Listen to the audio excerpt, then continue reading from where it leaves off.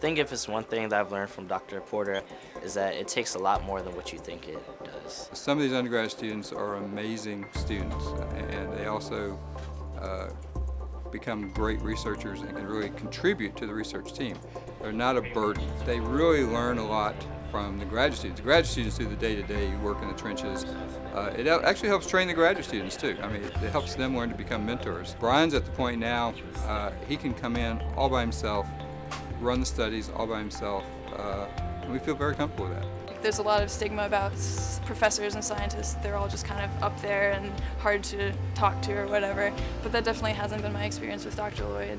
I think VCU is a little bit more of a good place for undergrads because they're in a lab where they can learn from graduate students and postdoctoral fellows and faculty, etc. I've had multiple undergraduates who have done something that was new and novel and published papers in the lab, and so they even have something that they can write on their resume. From my mentor, personally, I've learned to always be ready to accept whatever outcome you get, because with research you never know. Most of what we do doesn't work, and it's easy to get frustrated.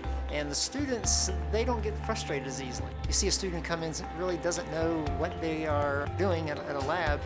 2 years later, you don't know when it happened. Suddenly, they're now telling you what to do. They're telling you what's the next project, what's the next question that needs to be asked. It suddenly dawns on you. It's like, they're actually growing to a scientist. That's very heartwarming. Dr. Ryan is a great mentor. He has the ability to teach me at the level that I am at. But I think it's really important that they make progress quickly so that they feel like, okay, this is working and I'm an important part of this team.